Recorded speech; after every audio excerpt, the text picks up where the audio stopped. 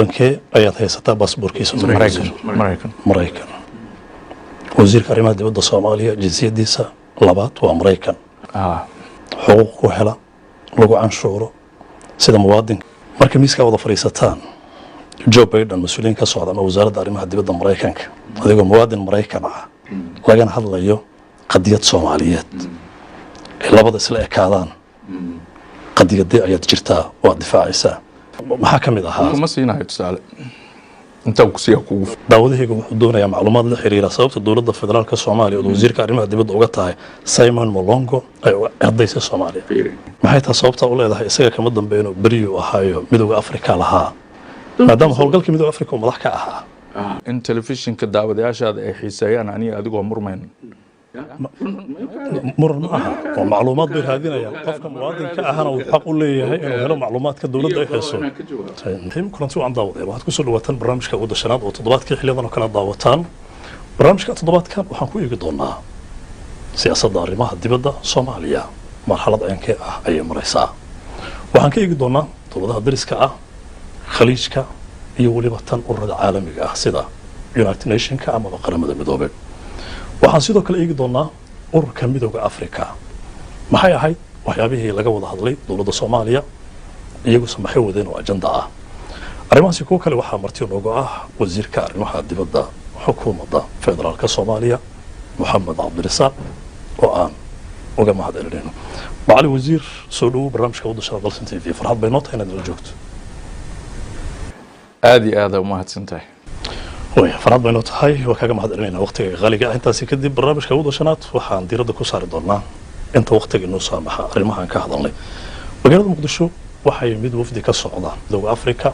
oo erga kamid ah ay joogeen Soomaaliya shirkaasi Muqdisho lagu qabtay oo faahfaahin maxaad inala wadaagi kartaa ujeedada shirkaas aad u mahadsantahay lama ka baxsho maaragtay sharaxaad yar dadka yimid magaalada Muqdisho waxaa yimid golaha amniga iyo nabadda midowga Afrika oo ka kooban 15 dal 15 kaas dal waa wareeg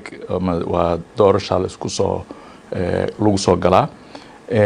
sanadkan qolada 15 kaas dal kamid ah ayaa noogu yimid ayaga oo horay u yimid Soomaaliya meelo kale oo African Unionka ama midowga Afrika ay ka joogaan ciidamada nabad ilaalinta African Unionkana hore u tagay ayaa waxay rabeen inay halkan noogu yimaadaan ayagoo daba socday qiimeyn iyo wada shaqeyn dhinac farsamo ah oo hadda ka hor laga sameeyay arrimaha ku saabsan joogitaanka iyo waxa uu noqon doono mustaqbalka ciidamada Afrika ka jooga halkan warbaahinta qaar waxay qoreen warar kuwa ka duwan مثلا golaha nabadda iyo amniga midowga Afrika imaanshiyahooda galabnimada isniinta caasimadda Muqdisho ee Soomaaliya waxa lagu yiri waxay imaanaysaa waqti dawladda Soomaaliya ay ceerisay ku xigeenkii howlgalka midowga Afrika Soomaaliya ninka la yiraahdo Samuel Molongo waxay u yimaadeen ujeedka wuxuu ahaa in arrintaas ay kala hadlaan dawladda Soomaaliya ma jirto arrintaas marka ay dhacday iyo imaatinkooda wax laba wax isku xiran ma aha waxay u yimaadeen ma aha wax laga wada hadlayna ma aha way Simon Molongo marad warbaahinta la hadashay ayrintiisa waxaad ku tilmaamtay inay ahayd hab dhaqan ka baxsan waxyaabihii loo egmaday iyo inuu isku dayay carqaladaynta baaritaano lagu sameeyay dilka 7 qofood oo rayid ah oo ku geeriyooday gacanta howlgalka midowga Afrika ee Soomaaliya oo ka dhacay koonfurta dalka maxaa faahfaahin ah oo intaas ku dareysaa maadaama fursad ku helnay barnaamijka wadashada isagu ma ahayn cid ka dambeysay dilka laakiin maadaama uu madax ka yahay AMISOM kaalinta kaga aadan baaritaanka iyo celintiisa ama qarintiisa ama soo saaridiisa ama la wadaagidiisa meelaha ay ku haboon tahay arrimahaas la xiriira darteed ayay ka mid ahayd waxyaabaha lagu haystay arrimo kale oo dhowr ahna waa jiraan waxaase cajaa'ib ah in xataa shacbiga dad odayaal ah shacbi caadi ah aanu ka helay warbixino anigu laftirkayga hore usii ogeyn oo ka hadlaya arrimo kale oo maaragtay noocaas oo dhacay runtii anagu diblomaasiyad ahaan ka dowlad ahaan qof ku jooga heshiis noocaas oo kale ah diblomaasi ah haddii aan ciddii soo dirtay aysan ka xayuubinayn xasaanadda kama hadli karno inaan u galno si faaqidaad leh maaragtay waxyaalaha lagu haysto oo dhan waayahay mar haddii howlgalka midooda africa ka dambeeya dilka dadkaasi lahaa sababta maxay tahay sababta u leedahay isaga kama dambeeyno beriyu ahaayo midooda africa lahaa maadaama howlgalka midooda africa uu madax ka ahaa may doorkiisa wuxuu noqon karaa horta arrintaas waxaa laga sameeyaa waxa la yidhaahdo investigation board of investigation markii ay dhacaan dil noocaas oo kale ah waa in baaritaan laga sameeyo baaritaankaas la sameeyo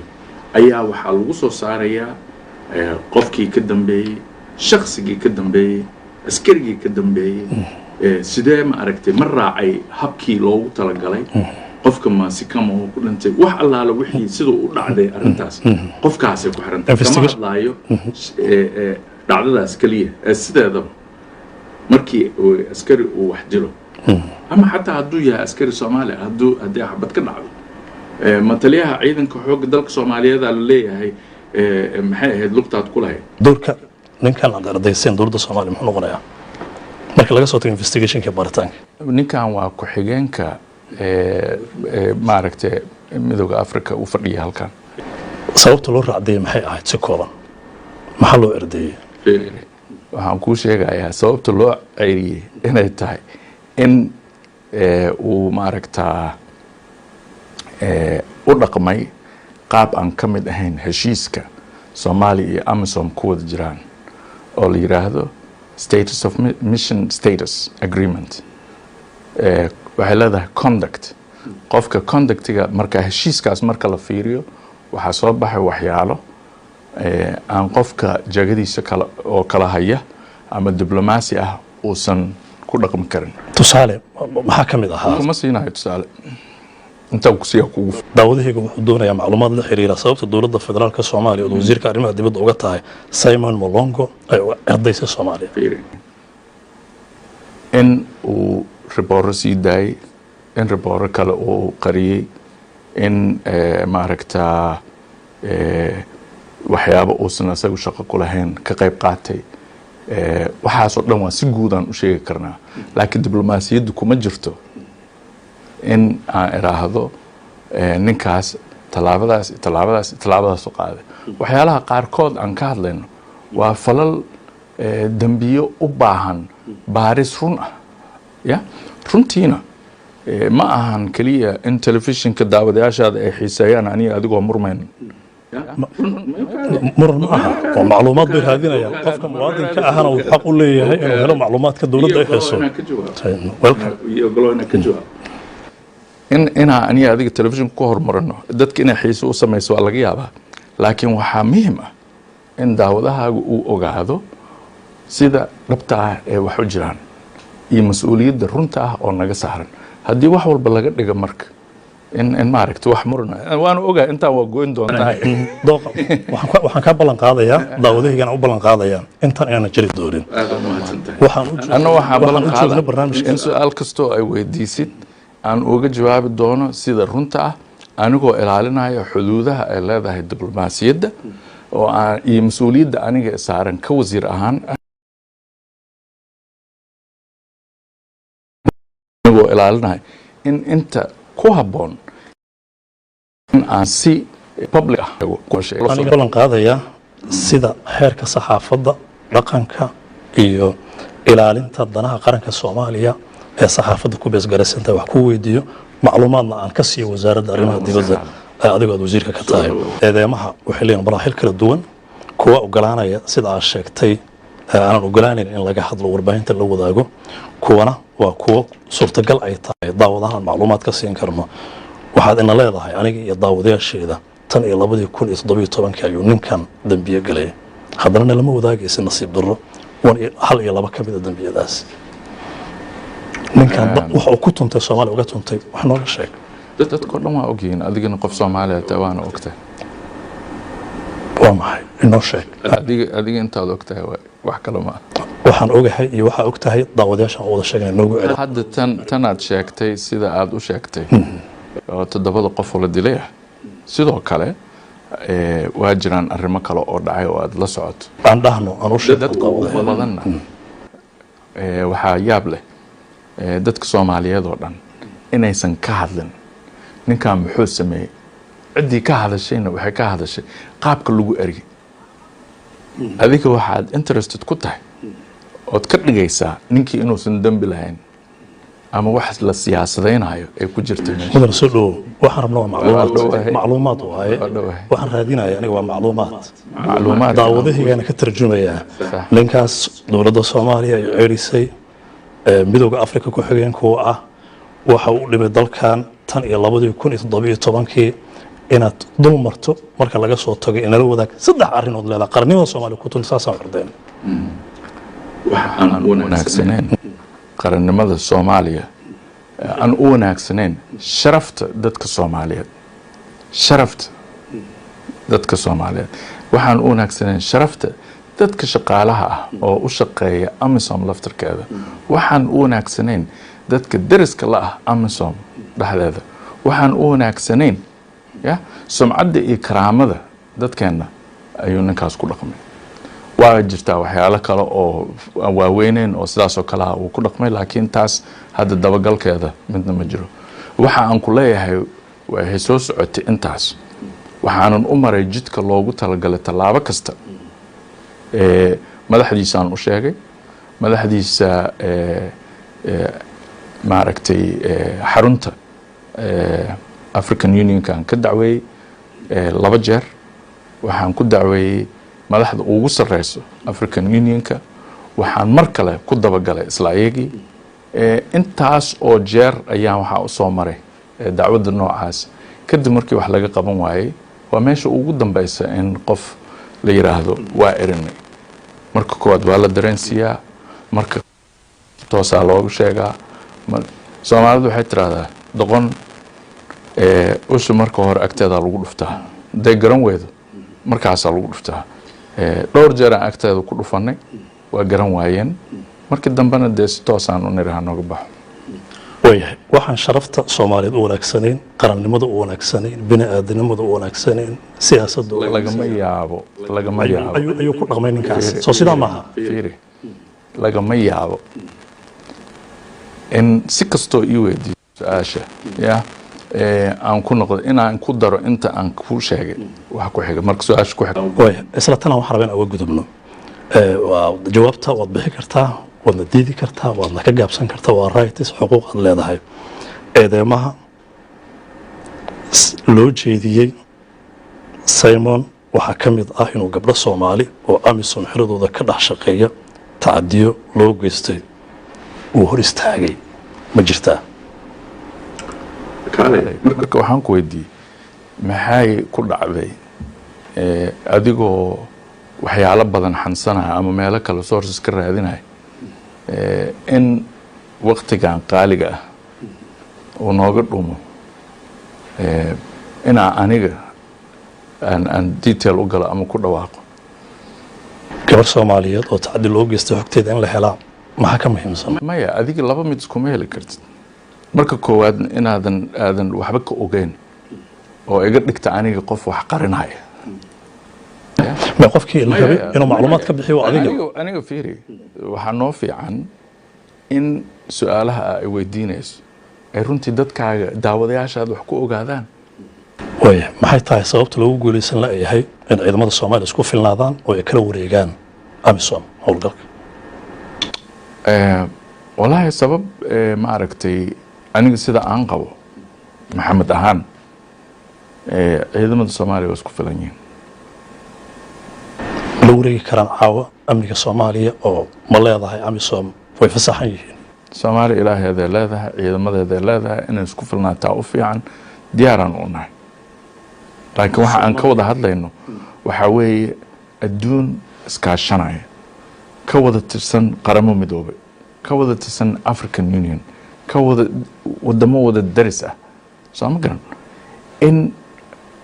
arrintan ay ku timaado tartiib tartiib iyo hagaajin iyo iyadoo cid walbaba ajandihii iyo qorshihii ay lahayd ay si nabad ah ku gaarto taas waa waxaan raadinayn maraykanka adduunka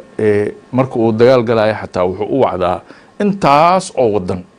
runtii hadda waxba aan ku kordhinayn laakiin cudud siyaasadeed siinayo qaarkood cudud military ay kusoo darayaan annaga maanta haddii ay nagu tagto nagu khasabto waana ogyihiin meesha aan ka istaagnay soomaali diyaar waxay u tahay in ay iyadu amnigeeda sugato meesha ay ku dambayn doontana waa isla meeshaas waa ka dhexgalay ga raali noqo aad baan ugu farxay daawadahan ugu farxay saan rajeynayo Soomaaliya way isku filan tahay ilaahana caawinaya ma leedahay Soomaaliya way isku filan tahay now oo aan barnaamijka ugu dashanaad la hadlaayo amisom waa ka kaaftoonaa fiiri aniga shakhsi ahaan aan ku iri marka magaca dawladdu ku hadlaayo gooni way laakiin shakhsiyan anigu magaaladan waxaan joogay 14 sano ka hor markii ay yimaadeen 2000 oo ciidan oo Ugandese maanta meeshaas aan maraynay iyo maanta labay kala tahay waqtigaas Soomaali dhexdeeda is dagaalaysa ciidamada amisomna ujeedada ay u joogeen mandate-kaas ugu horeeyay wuxuu ahaa dawladda inay ilaaliyaan markaad leedahay maanta waa ka duwan tahay maanta waxaa jira meelo fariisimo ah oo ciidamada amisom ay fadhiyaan fariisimadaas waa meelo ay difaacaan meelo ay weerar ka qaadaan ma aha ciidanka Soomaaliya waa kan weerar ka qaada kan cadowga dabagala ma ahan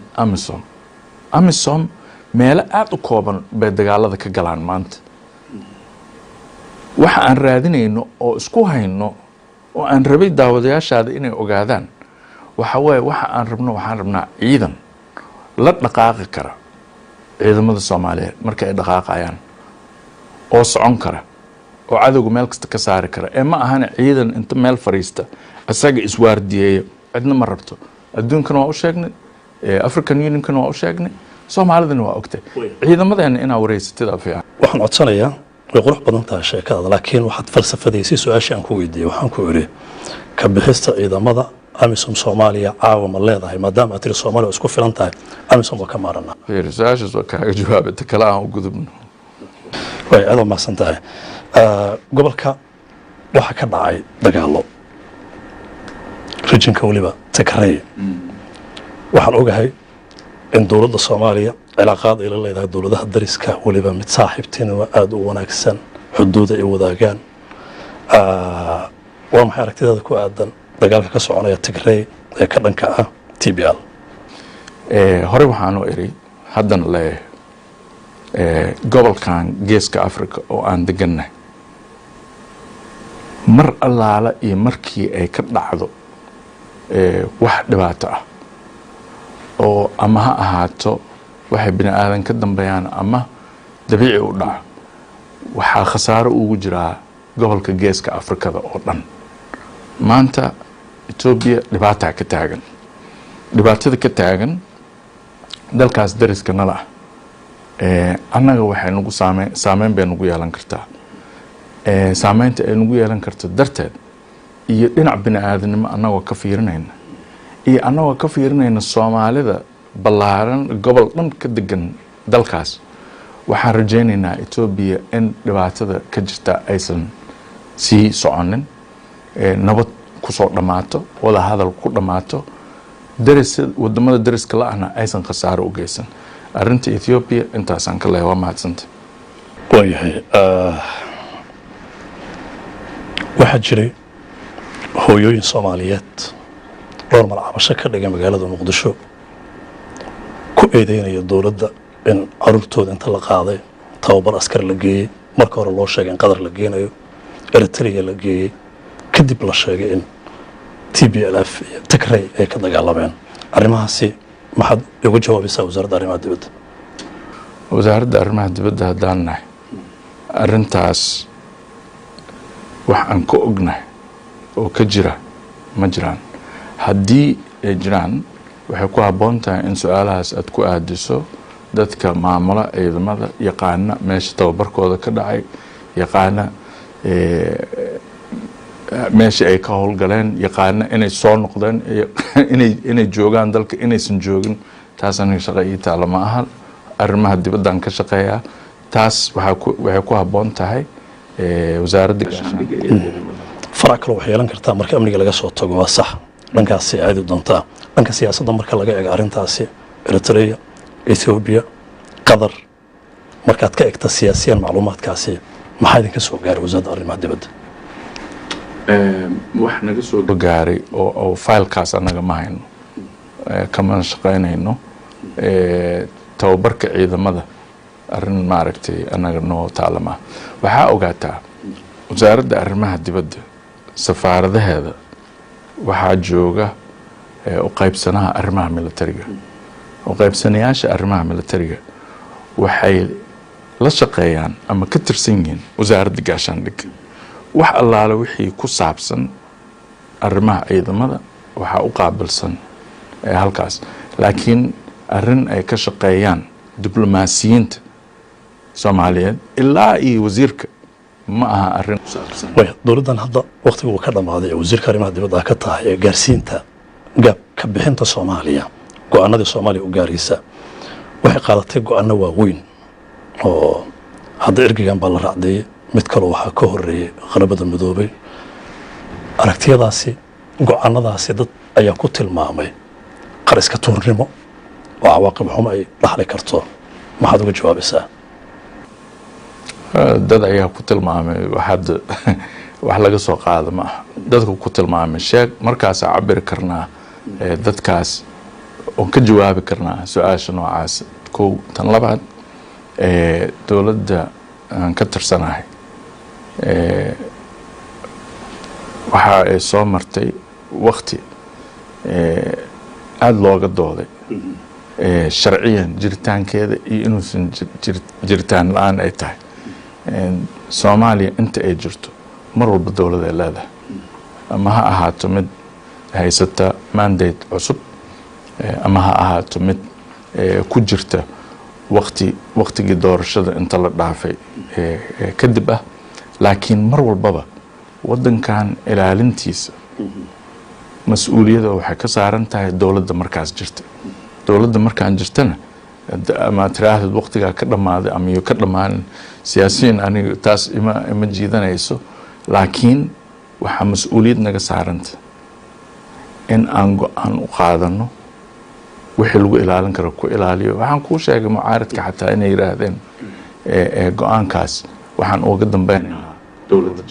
marka mucaaradka aad kaga hadlayso inay soo dhaweeyeen go'aanada wasaaradda arrimaha dibadda ama Soomaaliya, Soomaali kastaan ka hadlaya, Soomaali walba kale tan ah go'aankii Haysam lagu ceeriyay isla ayaga ku tilmaamay inaan laga fiirsan oo lagu degdegay Soomaaliya loogu abuurayo cilaaqadan wanaagsanayn. arrimahan waxa loo baahan yahay case kastaba goonidiisa in loo fiiriyo. case-ka aad hadda ka hadlayso sida aan kuu sheegay waxaan u maray muddo 6 bilood ah in aan marsiiyo marxaladaha kala duwan ee diblomaasi dareensiin ilaa iyo dacwasho toos ilaade. marka taas waxay la tahay inay arrin ay tahay mas-uuliyad ay ku jirtay aan ku dhowrayno qarannimada iyo karaamada ummadda Soomaaliyeed. go'aankii Soomaaliya ay qaadatay waxay qaadatay go'aan lagu dhaxdhaxaad u tahay dadku hayay khaliij. haddana waxaa Qatar dowladda Soomaaliya la xijiyay oo dhaxdhaxaadnimadaasi 100% aysan ahayn. maxay ku dooratay Soomaaliya xiriirka Qatar? su-aal fiican waay, laakiin su-aal waxay la tahay inay daahday ama aan ku aadanayn qofkii wasiirku uu ahaa ama madaxdii markaas u joogtay. marka su-aashaas aniga hadda kama jawaabi karo. go-aankaas la qaatay iyo dadkii qaatay iyo taas waxay fiican tahay inaad ayaga ayaga aad wax weydiisay iyo wixii ay ka ogaayeen gobolka ama qaaradda Afrika waxaa isbedelaya loona ku jira qaarad faqaakin hani ah shucuubtooda kama faa'iideysan laba qudbi laba dhinac jirtay oo Soviyetkii iyo bariga dowladihii galbeedka hogaaminayeen waqtigu isbedelay Soviyetka way baxeen dagaalkii qaboobay waxbay ku baxeen hadda China iyo Mareykanka ayaa loolanka ugu xoogan Afrika ku jira siyaasadda arrimaha dibadda Soomaaliya anagoo og 1960kii بريء عن قاضنا حرية صناديه كدم بيكو إلا بيصدع إن سياسة arrimaha dibadda cabdirasaaq iyo qaateen xukuumadihii siyaasad aan dhanna jirin ama xiyaadiya dhaxdhaxaadnimo ah hadda intee bay jirtaa Soomaaliya siyaasadda arrimaha dibadda markaad leeyahay أنا لنا وجنجرة فيري سد arrimaha dibadda Soomaaliya waxaan ku wadnaa siyaasadda wadan raba inuu isku istaago maalmaha qaarkood waxay dan noogu jirtaa ama inaan la codayno ama aan isfaham ka yeelano wadamada Mareykanka oo kale iyo reer galbeedka maalin waxay dan noogu jirtaa in waxay ku xiran tahay marba issue-ga ama case-ka laga hadlayo tan kale siyaasaddeena runtii waqtigii aan burburkeen marxalad kala duwanay macluumaad inaan ku daro waxay okay way soo wax tiri hadba waxay ku xiran tahay mowduuca laga hadlayo isla aragtidaasi taariikhda dadka qaar badan oo akhriyay oo aan kamid ahay waxa leeyahay itijaaha siyaasadda arrimaha dibadda Soomaaliya weligeedba ma cadeen oo sida hadda u qeexiso ah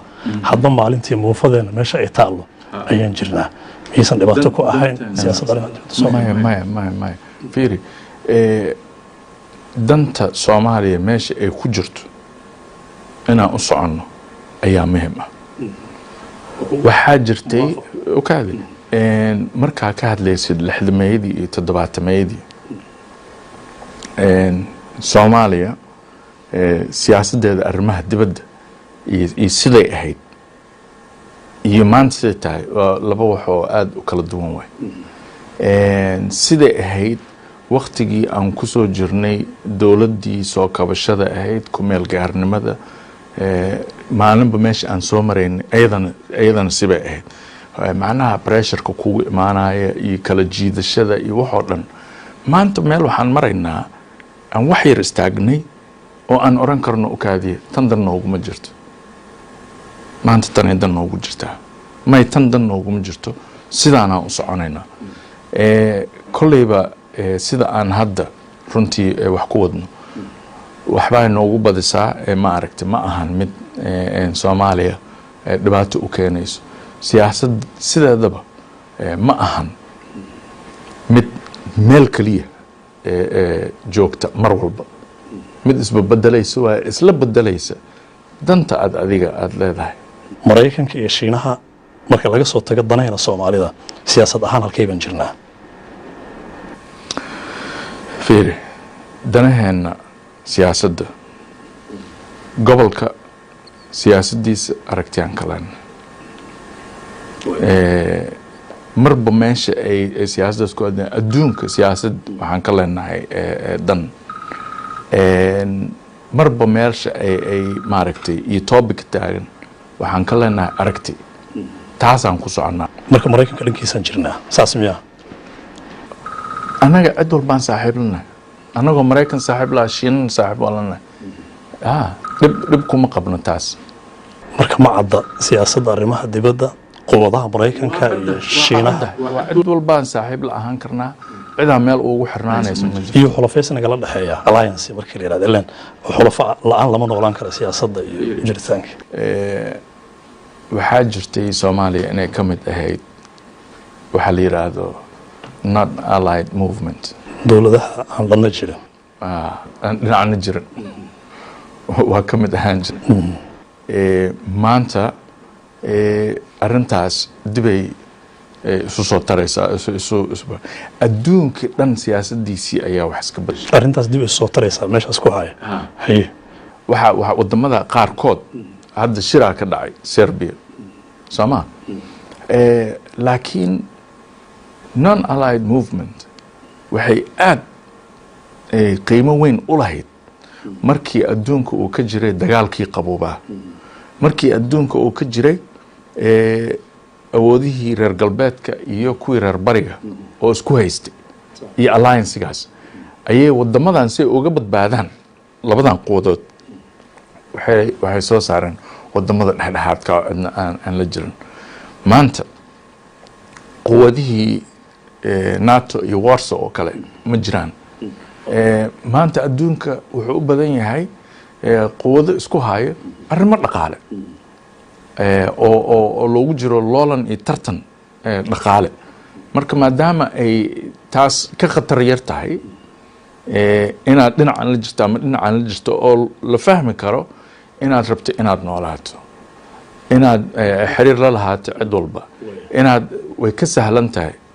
waktigaas wadamada qaarkood xarajka ay ku jiraan waayahay gabagabadii barnaamijkeena ayaan isla maraynaa waxaa tahay murashax xildhibaan ma jirtaa sax waa tahay waa kursiga halkuu yaallaa kursigaaga halkee buu yaallaa waxaa lagu dooran doonaa garow yaa kula tartamaysaa macadda waa sidee xiriirka kala dhexeeya madaxweynaha puntland siciid dani maadaama kursigaaga uu yaallo deegaanka puntland fiican weeye oo ka dhexayn kara puntland madaxweynaheeda wasiirka arrimaha dibadda soomaaliya puntland madaxweynaheeda iyo macnaha wada shaqayntii naga soo dhexaysay marka ma wax tartan oo aniga isaga naga dhexeeyo ma jiraan waayahay guri waxaa ka soo baxday dowladnimada aad ugu adkayd aabbahaabaa wasiir ahaa 30 sano kadib adna inaad wasiir noqoto mudane maxay kaaga dhigan tahay waxay la tahay waktiga ay dowladnimada soomaaliya soo martay iyo maraaxilka aabbahay iyo asxaabtiisii ay ku soo shaqeeyeen iyo maanta dowladnimada soomaaliya iyo maraaxilka aan ku shaqeynayno laba aad u kala duwan oo runtii isbarbardhigeeda ay aad u adag tahay anigu waxaan u arkaa aabbahay inuu wax weyn ummadda soomaaliyeed usoo qabtay ilaahay ha ka siiyo ajar iyo xasanaad meel aan isla barbardhigi karo ugama jeedo laakiin waktigaygaan joogaa jiilkaygaan la joogaa taasna waxaan aaminsanahay inaan si daacada ugu shaqeeyo in si hormarinaysa danta shaksigaa ka hormarinaysa danta guud ugu shaqeeyo qarannimada waayahay wasaaradda arrimaha dibadda ka shaqeynaysaa wasiirkii baa tahay maxaa jinsiyad kale ah oo ajnabi ah oo aad haysataa oon soomaali ahayn jinsiyadda soomaalinimada sida la isku siiyo arrin waxaa weeye weli dhiman dastuurkeenna iyo sharci ahaan aan weli la dhamaystirin haddaa la socotid iyo haddii kale sida su-aashaada leh haddaan usoo noqdo taas weli waxay u baahan tahay shaqo in laga qabto su-aashaada nuxurkeeda haddaan usoo noqdo waxaan la mid ahay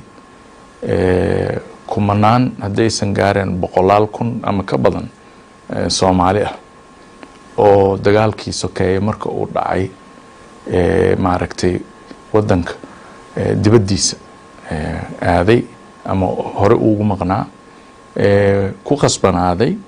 inay dalal ajnabi ah ku noolaadaan ku khasbanaaday si ay u helaan maaragtay xuquuq safar iyo wixii la mid ah inay qaataan jinsiyado kale kuwaasaan la mid ahay waan qaatay waana haystaa xuquuq iyo maaragtay baasabor waan haystaa marka taas waa taas wadankee ayaad haysataa baasaboorkiisa maraykan wasiirka arrimaha dibadda soomaaliya jinsiyadiisa labaad waa maraykan xuquuq ku hela lagu canshuuro sida muwaadinka waddanka Mareykanka wax taas been laga sheego looma baahan marka miiska wada fariisataan Joe Biden mas'uuliyiin ka socda wasaaradda arrimaha dibadda Mareykanka adigoo muwaadin Mareykan ah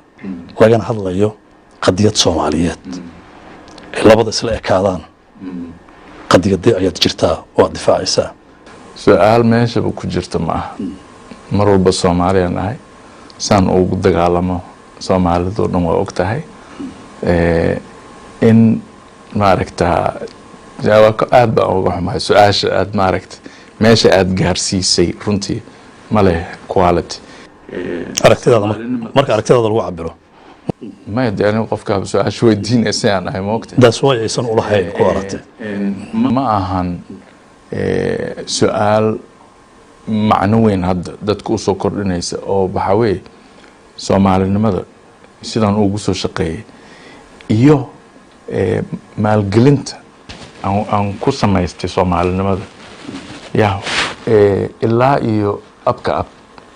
wax cad oo la yaqaan oo taariikh ma durayo abka ab taariikh ma yadaba taas waddaniyadaada waxaan rabaa okaadi hani waxa la yiri waxa sheeganayso waa inay meel ku tiirsan tahay moogta caddeyn u haysataa ya taasaan u haystaa Soomaalinimaanu ku shaqeeyaa marka aan meel soo fariistana maalin walba way caddahay meesha aan ka taaganahay waliba ixtiraam aan ku helaa way muwaadinka Mareykanka noqonaya wuxuu maraa shuruuc ballamo dhaar calan dad iyo wuxuu ku dhaartaa dal inuu daafacayo amaanaas Mareykanka ma ka qaaday 3 milyan oo Soomaali ah amaanaas ma ka qaaday Mareykanka intaas oo milyan oo Soomaali ah ayaa wadamo kala duwan ku soo noolaa u qaxay wali maanta carruurteena badaa u marayaan waxa uu soo noqday oo 21 sano aan u shaqeynayaa Soomaaliya uga shaqeynaa inaan hagaajiyo wax ka bedelo si ayna dadkeena ugu khasbanaan dhalinyaradana ugu khasbanaan inay balaha isku tuuraan waxaan wali u doodaynaa dhalinyaro Soomaaliyeed oo jidka intay sii socdaan meelo dhex magafa ku helay oo xabsiyo ku jira waajib ku saaran mudane okaada isku ma heli kartid laba isku ma heli kartid adiga inay dhahad dhinacan waa waajib ku saaran wadanka oo shaqeynaysa dhinacan igu eedeysid inaan ma aragtay an jinsiyad kale aad ma aha aan ma aragtay ma yidsaa hadalku u dhigaysid saa hadalku u dhigaysidaa waxay tahay moogtahay hadalka waxaad siinaysaa dhadhanka ah hadalka siinaysid ayaa wuxuu igu eedeynayaa in haddii aan arko dan Mareykan iyo dan Soomaaliyeed antan Mareykanka ma is waafajinaysaa si fudud simple hay Mareykanka ma ugu dhaaratay dal ahaan calan ahaan soo balan kama aadan qadin difaaca Mareykanka ninka Joe Biden adiga caaw isku xuquuq iyo waajibad inama saarna waan saaran tahay waa isaga waa madaxweyne qofka macnaha qof waxaad ka hadlaysaa shacbi hoos of course ha xuquuqu leeyahay liiguma xadgudubka xataa ajnabi haddaad tahay ogow by the way xataa qof ajnabi haddaad tahay oo Mareykanka joogta xuquuqa hal su'aal oo ugu gudbaynaa sidee hal qof laba dal oo isku dan aan noqon karin Mareykanka iyo Soomaaliya aad daacad ugu noqon kartaa fiiri waxaan daacad u ahay xilka aan hayo waxaan daacad u ahay Soomaalinimadayda waxaan daacad u ahay meesha aan ka soo jeedo umana jeedo wax khilaafa iyo wax iska hormaada oo arintaas waxa daacad u tahay calanka Mareykanka ciidanka Mareykanka White House ka maadaama jinsiyadiisa ay wadato soo saamaha dhanka kale fiiri ma yukaadi aniga waxaan daacad u ahay Soomaaliya way sheegtay calanka adabayaal mujada taasan daacad u ahay hay kan kale aad wadato baasaboorkiisa kan kale aan baasaboorkiisa wato ma yukaadi fiiri war dadka adiga oo sida adiga dadkeena oo dhan dhibaatada soo maray meelaha ay soo mareen maanta ku haysta nolol intooda badan taageero walaalahood Soomaaliya jooga waxaas oo dhan aad u sameeyay fiican tahay in la istaakulayo waxaa leedahay war dadkaasu ma aragtay matali karaan dalkooda hooyo oo ay ka soo jeedaan oo ay u dhasheen oo weligood ay ka maqneen macaadala anigoo 21 sano 21 sano mudan wasiir laakiin qof caadi ma ahayd wasiirkii arrimaha dibadda jamhuuriyadda federaalka Soomaaliya ee madaxa bannaan ayaa tahay hooyada Soomaalida qaxday ee 20 dollar eerta soo diraysa ma ahayd seeba daacad ugu noqonaysa laba calan oo midna Mareykan ah midna Soomaali soo socda calankan daacadan wax xilkan hay daacadan wax dhaartan u maray waa iga dhab Mareykanka dhaarta iyo calanka iyo daacadnimada maya fiiri adiga tan aniga aan hayo Weydii. ka shaqeynaa maalinta liigu arkaayo shaqada aan ku hayo maalin walba liigu qiimeynayo tan waa tan muhiimka aad u mahadsan tahay waa horaan soconayna gabagabadii barnaamijkeennan ma iga oggolaanaysaa su'aal shakhsi ah inaan ku weydiiyo maya waqtigaa kaa dhamaaday daawadayaal intaas ayaan kusoo gabagabaynayaa barnaamijkii awoodda shanaad ee dalsan t v waxaa marti ku ahaa wasiirka arrimaha dibadda Soomaaliya Maxamed Cumar nooga mahad celinayno waqtiga barnaamijkan awoodda shanaad oo nagula qaatay idin aad baad ugu mahadsantihiin daawashada barnaamijkan macalin wasiir aad u mahadsan aad u mahadsantahay shukran thank you